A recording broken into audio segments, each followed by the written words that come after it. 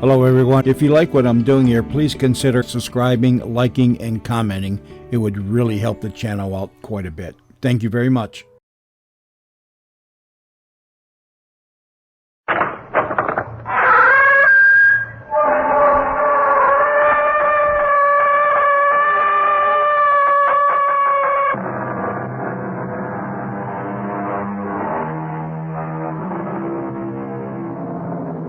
Come in. Welcome. I'm E.G. Marshall, your guide as we embark on a journey through a dark labyrinth of horror. But do not be afraid. I will be with you every terrifying minute. Together we will probe a ghostly shroud of mystery that thus far has concealed a horrible murder. I assure you, you will be in no danger. All that you see and hear takes place in your imagination. You cannot lose your life. You can only lose your mind. Our mystery drama, Brain Drain, was written especially for the Radio Mystery Theater by Ralph Goodman and stars Paul Hecht. It is sponsored in part by True Value Hardware Stores and Buick Motor Division. I'll be back shortly with Act One.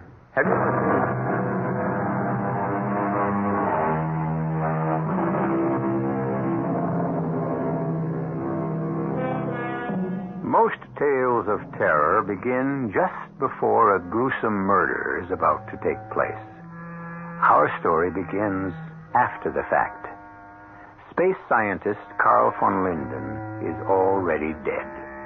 His murder, if it was murder, was neither unusual nor gruesome. But there were strange circumstances surrounding his sudden and unexplained demise.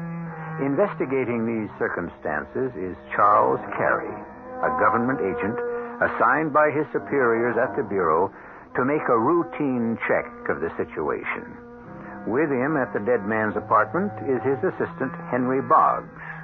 What they are about to discover is anything but routine. Here we are, Lieutenant. Uh-huh. I believe this was von Linden's apartment, number 17. Yep.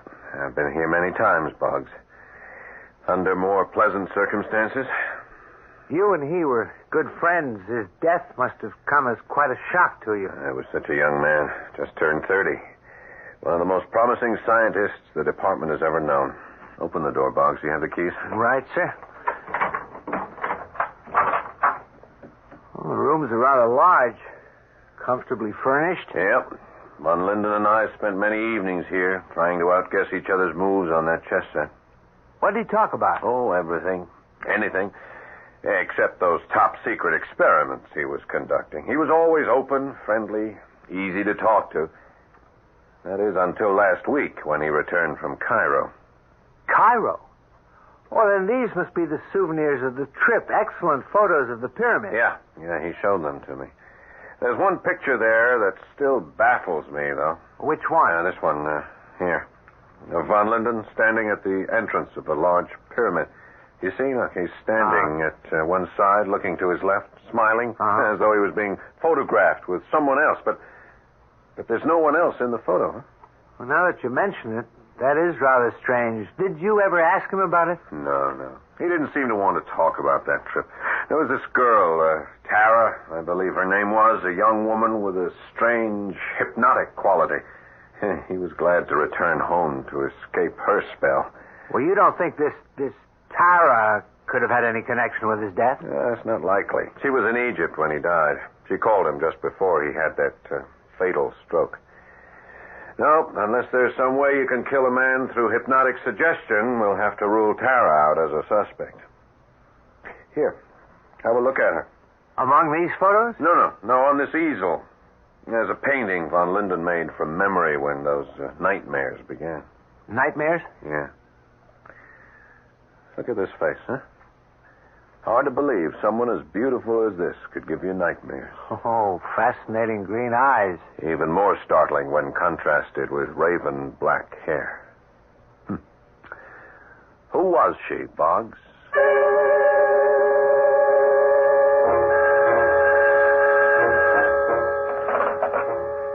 Inspector Warren. The Pentagon call? Yes, I'll take it now. Hello. Yes, General. I know. Carl Van Linden was an extremely gifted scientist. No, I'm completely satisfied that the death was the result of perfectly natural causes. Yes, come in. What you've heard, General, are just rumors. Yes, I see. Well, the Bureau will make that decision. Goodbye. Meddling old fool. Oh, I'm sorry, Lieutenant Carey. Oh, that's all right, Inspector. No, I'm sorry, but I'm here to give you as much trouble as the General. Oh, about what? The death of Carl Van Linden. Oh, look, Carey, I know Van Linden was a close friend of yours. But there's no mystery here. I've been going over your file. You've done an amazing job for the Bureau, and we're grateful. Inspector. I've also noticed you hadn't had a day off since last November. Are you suggesting I take a vacation? Oh, there's nothing unusual here.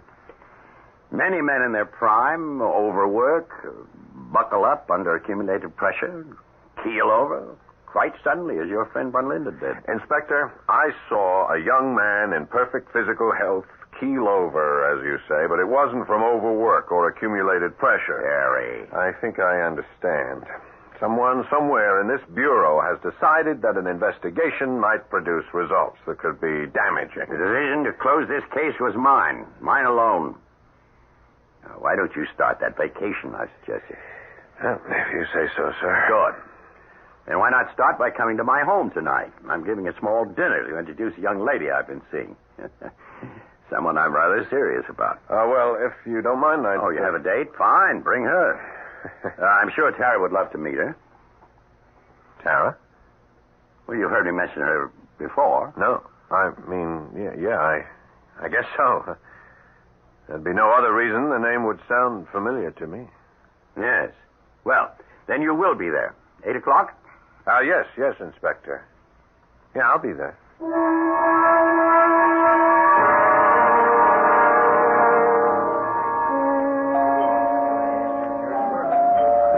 I'll get that, Charles. Carey. Inspector. Come in. I'm so glad you could come. Thank you. My guests are out on the patio. Here, let me take your coat. Thanks. I imagine you're anxious to meet Tara, the young woman I told you about. Yeah, very. She's quite a bit younger than I am. I don't know her age, really. Her beauty seems timeless, and I find her fascinating. Well, you've been a bachelor all your life. I'm sure she must be fascinating. You'll find her exactly as I described her to you. Oh, you never did. I beg your pardon? Describe her. But if I may, let me describe her to you. Well, how can you? You've never met her. Well, I'd still like to try. You say she's fascinating. Yes. Therefore, her eyes are probably cat-like in quality. I'd say they were green, emerald green. Well, go on. And since her beauty, as you put it, is timeless, she has the translucent Egyptian skin tone, pale by comparison to most women. Milk white. Her hair. Black. Raven black. Bravo! An amazing deduction. I've been standing here in the shadows, and yet this handsome young man has given an intimate description of me. Tara. Well, do come in, Tara. I'd like you to meet our new bureau expert on extrasensory perception, James Carey. Oh, fascinated, Mr. Carey. No more than I, Miss... Just Tara. Call me Tara. Everyone does. Everyone? Oh, now, don't be jealous, darling. Carey, isn't he the young agent you were telling me about? The friend of that gifted scientist who had that unfortunate heart attack? Oh, my sympathies, Mr. Carey. It was a great personal loss. I understand. And yet the dead are gone. What purpose would it serve to exhume the body and perform an autopsy? You told her of my request for an autopsy, sir? Well, we were discussing the incident briefly. We have no secrets. Well. If we're going to have silly bureau talk, I'll return to our guests.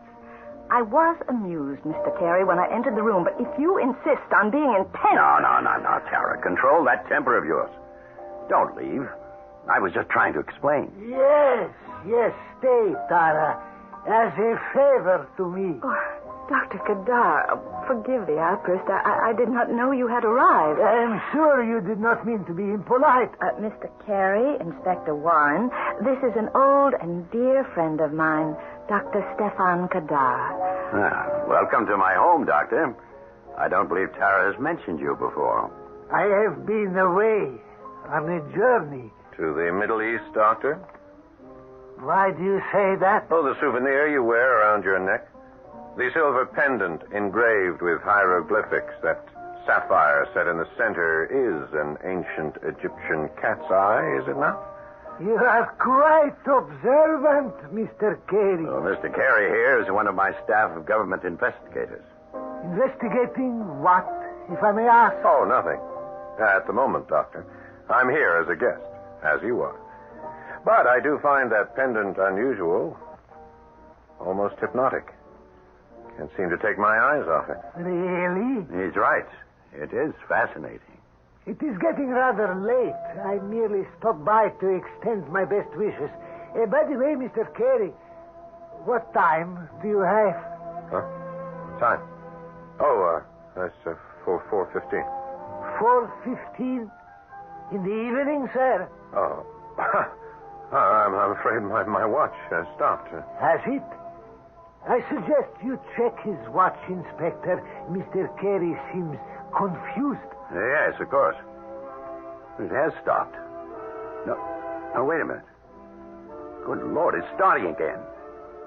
The hands are spinning. 5, 6, 7, 7:30. It's now exactly at the right time to the second. Oh, darling, don't look so amazed. I should have warned you. Dr. Kadar is an unusual man with unusual powers. Yes, I'll bet. Mr. Carey is a source of exceedingly hostile vibrations. It is obvious he has little knowledge of the power of the mind. Oh, you're wrong, Doctor. Just before you arrived, he performed an amazing feat of mental telepathy. He had never met Tara before, and yet without a single clue from me, he was able to describe her exactly. Not nearly as impressive as your magnetic power. Magnetic? How do you determine my power is magnetic? To increase the forward speed of a watch, one would have to move metallic wheels and gears at an accelerated speed. To accomplish this, one would need electric or magnetic power. Ah, clever, Mr. Carey, but entirely too logical. How would you say this is done? I have no idea. Have you, Carey? No, I don't. Well, forgive my little prank. Tara, my child, you have my blessing. Thank you, Kadar. I knew you would approve. And now I must bid you good night. Allow me to see you to the door, Doctor. Carey, escort Tara to the patio. I'll join you both there later. Yes, sir. Well, they're gone. And now? Now, Mr. Carey? Aren't you going to suggest a walk in the garden? You amaze me, Mr. Carey. You are not only a master of extrasensory perception, but a mind reader as well. If we leave by that door, we won't be seen. Coming? I'm not sure. Afraid? Of what I can see, hear, and touch? No. Take my hand. It is real, is it not? Alive, warm. Who are you, Tara? Did my friend Carl von Linden ever truly know? I know of no Carl von Linden. There is a painting in his apartment, a portrait of a face he has seen many times in a dream. Oh, surely not me. Perhaps not. But one thing I do know for sure, the death of von Linden was an unnatural occurrence. I promise you his murder will not go unpunished. And those who have done the devil's bidding will spend an eternity in hell.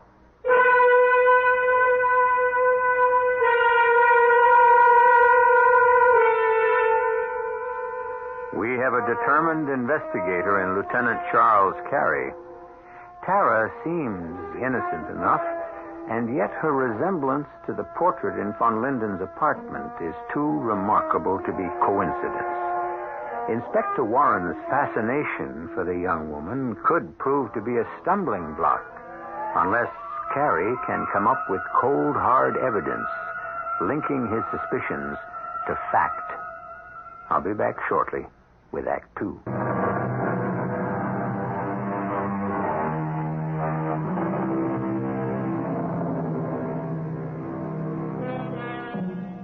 Three days have passed since the untimely death of gifted space scientist Carl von Linden. The night Lieutenant Carey met the beautiful, fascinating Tara, he returned home, troubled, unable to sleep.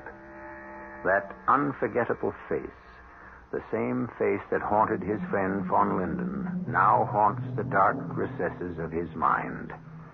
Try as he might, he cannot shake off the persistent, ghostly image. Early the next morning, he and his assistant, Boggs, continue their investigation. I'll bet it was quite a shock to find that Tara is now Inspector Warren's playmate. How did she get here so quickly from Egypt? Didn't you say von Linden spoke to her by telephone that night before he collapsed? Yeah, it could have been a fake call made by someone else or pre-taped by Tara. The possibilities are numerous. Oh? Do they include flying across the ocean at supersonic speeds, or shall we say on a witch's broom? Not likely. All right, let's start with a file. See what you can dig up on a man named Kadar, Stefan Kadar. Who's he? A man I met at the party. Calls himself Dr. Kadar. Tall, wiry, high cheekbones, white hair. An older man? How old would you say? Sure, he looked ancient, and yet he moved like a young athlete in his early 20s. You think he's mixed up in von Linden's death? I have a feeling there's a connection. Tara and this Dr. Kadar? Yeah. They seemed strangely close. I got the impression she's afraid of him. I'm going to stop off at Inspector Warren's office, make one last attempt to get his okay for that autopsy. That would help. I'll see what you can find on Kadar. I'll meet you at the inspector's office in 1 hour. Gotcha. Oh, and Carrie. Yeah? From what you've told me, someone out there doesn't want any further digging into this affair, so be careful.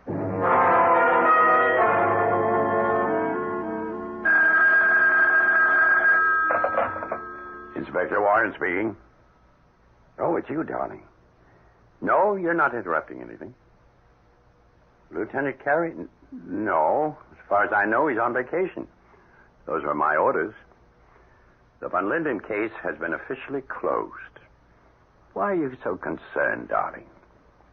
A conflict between me and Carey? No. He and I are still good friends. It's just that he has a personal interest in this one. And he can be stubborn. Darling, don't worry. I won't upset myself and I won't overwork. Darling, someone's at the door. Yes. See you tomorrow night. Goodbye. Boggs, what are you doing here? Looking for Lieutenant Carey, sir. Isn't he here? Here? No, he's on vacation. Oh, yes, that. Well, he's still disturbed about the von Linden matter. He said he'd stop by to see you again about that autopsy. He was headed over here an hour ago. Well, that's strange. You're sure he was coming here, Boggs? Positive. He's anxious to exhume von Linden's body, have it checked out at the lab. I told him that was out of the question. Well, you know how he is. Yes, I know. That's why I'm concerned about his not arriving here. When did you say you left? Over an hour ago. Well, he may have changed his mind. I made myself very clear. There's to be no further investigation, no exhuming of bodies, no autopsies. The case is closed. Yes, I know, but... I'm busy, Boggs, if you don't mind. Yeah, but I have a feeling something has happened to the lieutenant. Nonsense. He's always punctual. And he distinctly said I was to meet him here in an hour. For what purpose? I don't know. But he was definite about his instructions. And I tell you, he hasn't been here. Now, I don't want any more about Lieutenant Carey or about the death of von Linden. The investigation is over and the case is closed. The inspector is right, Boggs. Carey. Where have you been, Lieutenant? Walking. Reconsidering. The case. No need. No need for further investigation. I have been mistaken. Well, I'm glad to see you finally come to your senses, Carey. Come to his senses, sir. Look at him. He's lost all sense of time or reality. Look at his eyes. Empty. Glazed.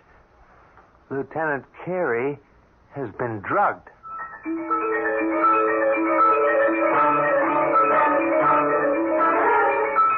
How do you feel now, Lieutenant? I'm better. Still a little shaky. The inspector's with the doctor. Uh-huh. You had a rough time for a while. Yeah, my head sure feels like it. Can you remember anything?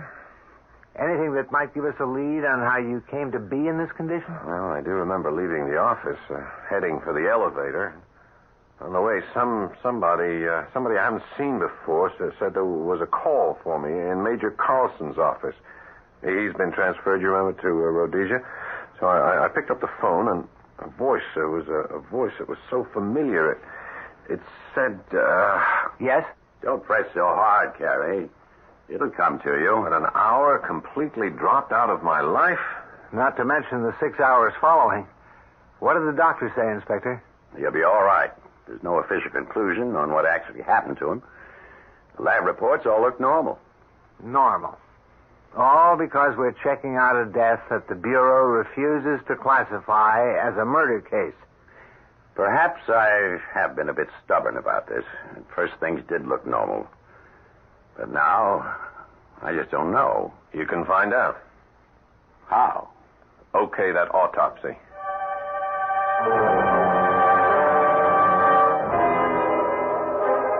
You talked me into this, Carrie. There better be some evidence coming out of this ghoulish matter of digging up a fresh corpse. They've raised the coffin, Inspector. Yep. All right, man. Step to one side, huh? The coffin's intact. What now? This is your show, Carrie. Do you want it moved to the morgue for the autopsy? Yeah, in a minute. Well, why the delay? I thought you were eager for the report. I am. But with your permission, I'd like them to open the coffin first. Open it here? That's right. Carrie, you've been seeing too many horror movies. Exactly what's to be gained by... All right. Gentlemen, if you please, open the coffin. Good Lord. It's empty. Exactly.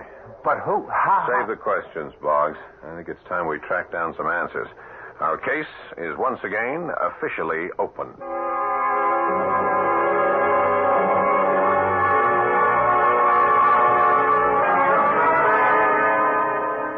After 2 days of digging into the files, we don't seem to be any further along than we were before. Nothing on Kadar?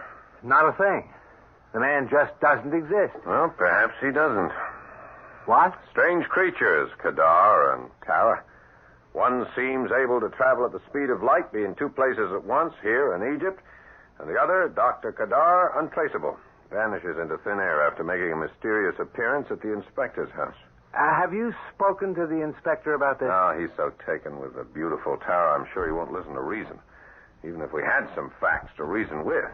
Well, what exactly do we have? Well, Carl von Linden met with foul play, or else his body would not have been removed from that coffin. Jack? And a theory, only a theory, mind you, but the murder of von Linden is part of a pattern.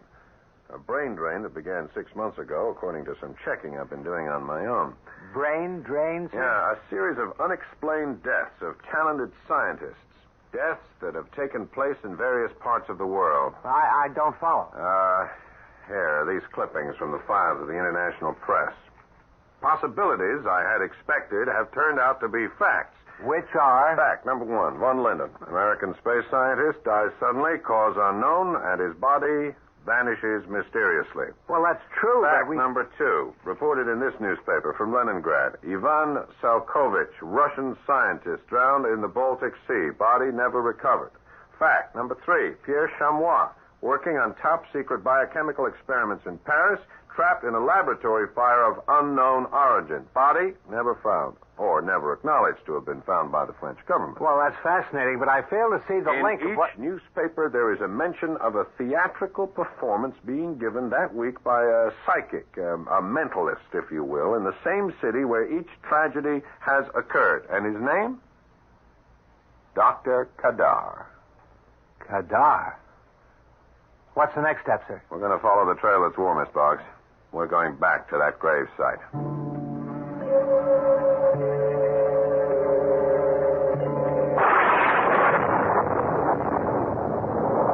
There's the entrance to the graveyard, sir. Yeah. Right up ahead. You got your flashlight? Yeah. Storm is brewing. It's getting dark. Have it right here, sir. I'll move on ahead. Just follow me. Right. Can you see all right? Yeah, I'm fine. Fine. I wish I could say the same.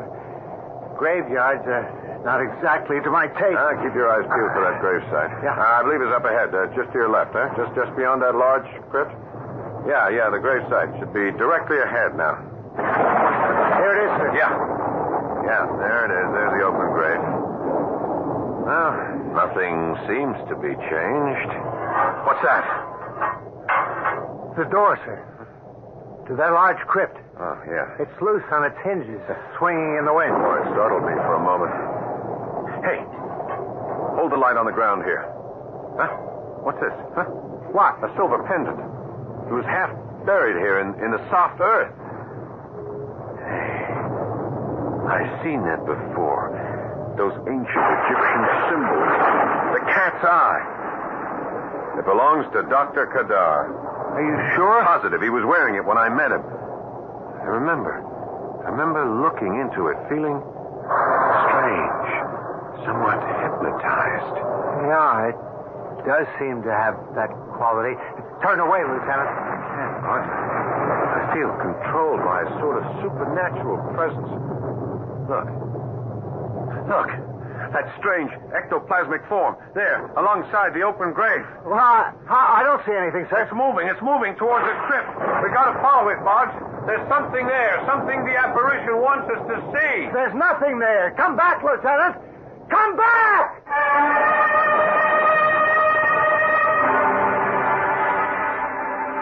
Yes, the mind is a fragile thing. And when it is under pressure, it has been known to conjure up strange, frightening illusions. Did Lieutenant Carey actually see something hovering over the open grave? What strange force has taken control of his will? What lies waiting in that ominous crypt? We'll find out more about this deadly situation when I return shortly with Act 3.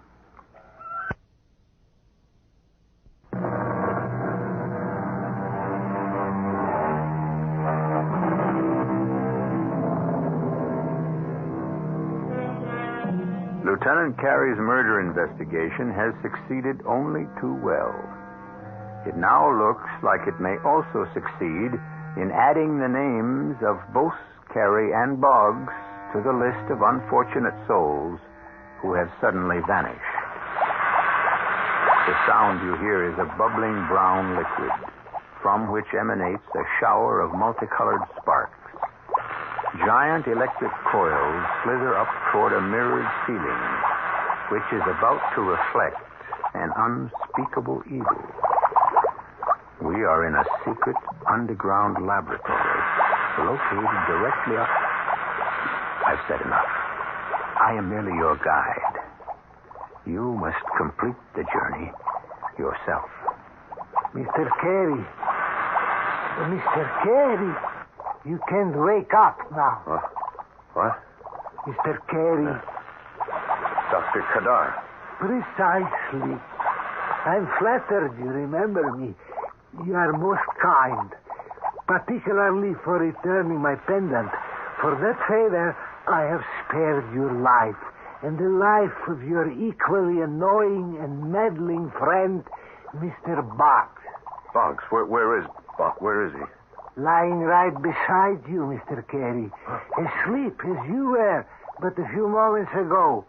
I assure you he is all right. Wake him. Come on, bring him around as you did me. Certainly, as a show of good faith. Here is my silver pendant. If you will merely press the eye to his forehead... He looks so pale. Boggs, are you all right? Yes, Lieutenant, I think so. Where are we? In an underground lab of some sort. Quite correct. Still in the graveyard, gentlemen, directly under the crypt. You both descended the hidden stairs inside the tomb at my bidding. I think it is time I let you in on my little secret and put an end to your curiosity. Who are you? Why have you brought us here? Please, Lieutenant, don't ask any more questions. You smell the air? Acrid fumes. That's an acid of some sort bubbling in those tanks. Aha, you are right, Mr. Carey. But they are not for you.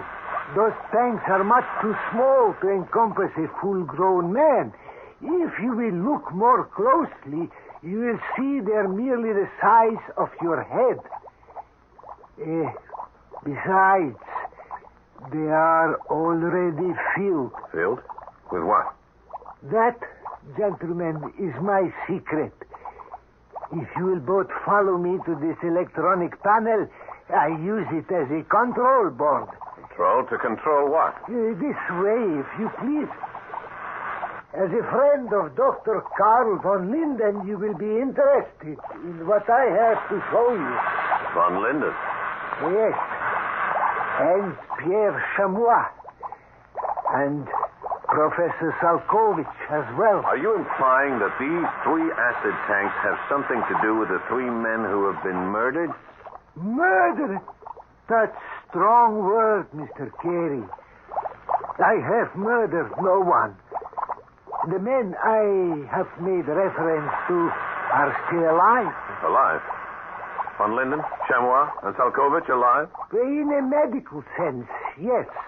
When a man drowns or is horribly burned in a mysterious holocaust or merely collapses from sudden increase in heart rate, he is not necessarily dead. His body may be rigid, completely immobile, as these 3 you see here in this hermetically sealed glass case. Von Linden. And the other 2 must be Chamois and Salkovich. But as long as the brain continues to function, medically, a man is still alive. These 3 gruesome corpses alive? Come, gentlemen, you are looking in the wrong direction. Here are von Linden, Chamois, and Salkovich.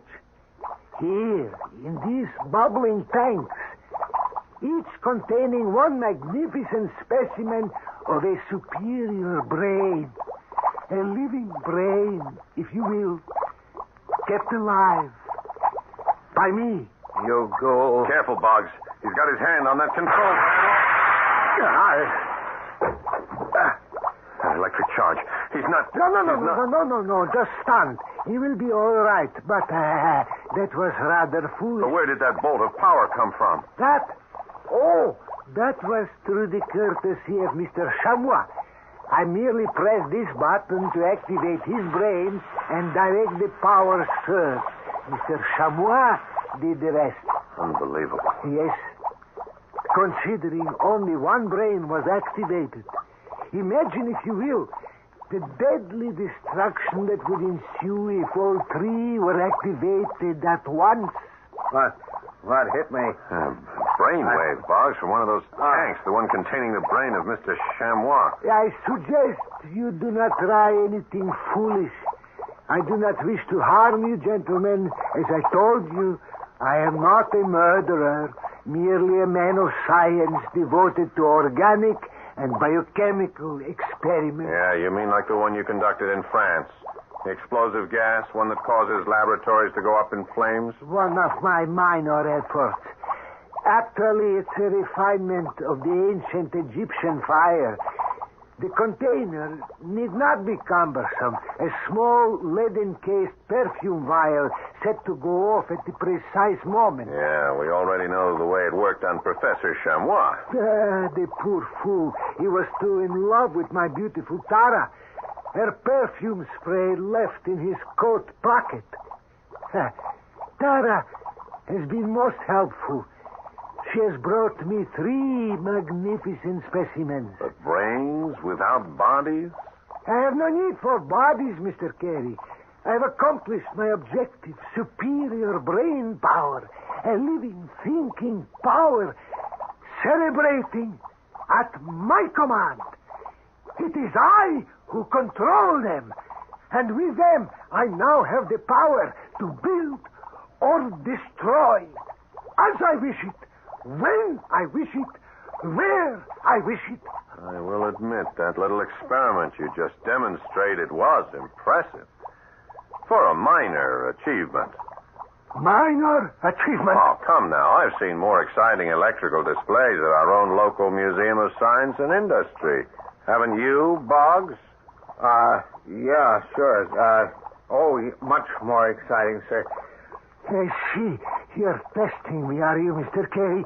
Trying to discover just what sort of power I have under my control. If it is excitement you want, gentlemen, I will be most happy to oblige with a little help from my friends. Professor Salkovich.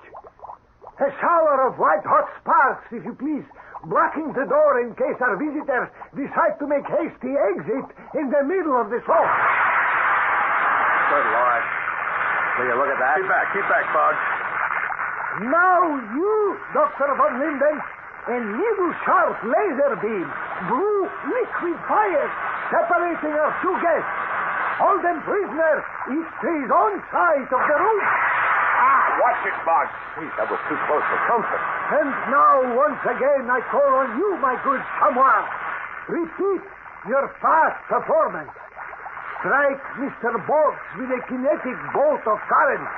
This time, increasing the power to killing equation. No, wait. Stop.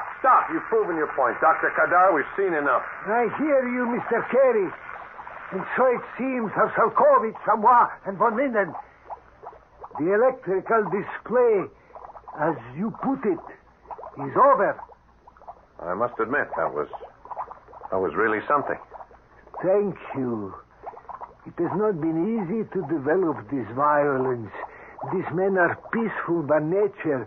At times they resist and are not easy to control. You mean you shock them? That's how you control them? With embedded heated electrodes. They have no love for me, my three professors, but they obey. And soon I will have more corpses, more brains. And that's where Tara comes in. Yes, most beautiful child. But like most beautiful women, she has an insatiable need for power. Which you provide. But why has she bestowed her gifts on Inspector Warren, huh? Inspector Warren was not chosen for his brain, but for his social contacts in your space program. He has had his uses. At this very moment, Tara is placing a small vial in his coat pocket. The incendiary charge is set to go off at midnight, when she's safely out of range of the deadly Egyptian fire. And the newspapers will report another unfortunate accident. Exactly. It is just past 11:30. You're not thinking of anything heroic right now, are you, Mr. Carey? No, I was thinking about your three captive professors, how they must hate you. Hate me? Yeah, well, they must know what you have done to them, how you torture them, and for what purpose. What if they were to make a concerted effort to fight back? How much damage do you think they could do? Huh? The thought is too fearful to contemplate. But what if they try, Doctor, and succeed in wresting control from you? It's impossible. I am in full control. Well, then there is no harm in my urging them on, is there? Carl, do you hear me? Join forces with your tortured colleagues. Combine your mental powers. Rid yourselves of this madman once and for all. Stop! You are confusing No, them. I don't think so, Doctor. I think they know exactly what they are doing. The beam! The laser beam! No, von Linden! Stop!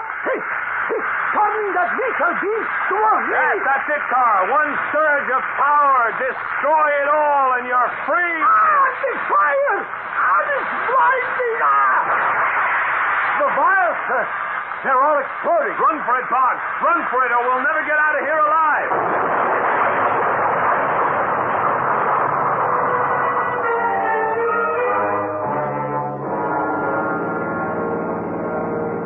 I can't believe it, Lieutenant. That chamber of horrors, it was like a nightmare. Keep your eyes on the road, Boggs. Getting close to midnight. Yeah. There's the house up ahead. Quick, pull into the driveway. Yes, sir. And there's Tara, just coming out on the porch. We made it. Yeah. Inspector Warren is with us. Okay, turn your lights off. We'll move in slowly. Right, sir. It isn't likely that hidden vial will go off while she's still with us. Well, I wouldn't bet on it. A madman like the late Dr. Kadar was capable of anything. Okay, stay in the shadows. You've really been a delightful guest, darling. But really, you mustn't stay any longer. I'd never bear to leave you. But it's almost midnight. I'd love for you to stay, but... Would you, Tara? Carrie. And Boggs. What are you two doing here? I'll explain in a minute, Inspector. Give me your coat. My coat? Yeah, that won't be necessary. I found what I want here in your pocket. Tara's perfume vial. You're mistaken, Mr. Carey. That vial is not mine. Oh, but it is, darling. I recognize the scent. Please step back. What are you doing? I'm going to throw this vial as far as I can across the highway into that open field. Oh. What was in that? It is the heat. It's suffocating. What chemical could cause that explosion? We'll never know, sir. We'll never know.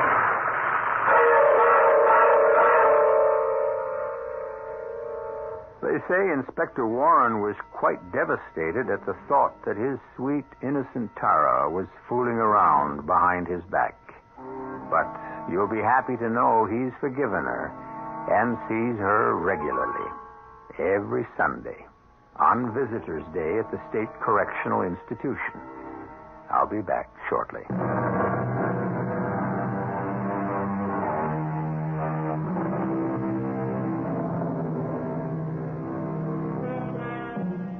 Most crime stories have a message. Ours do not. They are offered as pure entertainment. But for those who insist on a message, we offer you a choice of two. For the good guys, we have a word of caution. When it comes to a romantic liaison with a beautiful woman, look before you leap. It could be a matter of love or death. And to the bad guys, a word of advice from Oscar Wilde, who warns, murder is always a mistake. One should never do anything one cannot discuss after dinner. Our cast included Paul Hecht, Robert Dryden, Staats Cotsworth, and Carol Teitel. The entire production was under the direction of Hyman Brown. Radio Mystery Theater was sponsored in part by Carrier Air Conditioning. This is E.G. Marshall inviting you to return to our Mystery Theater for another adventure in the macabre. Until next time, pleasant dreams.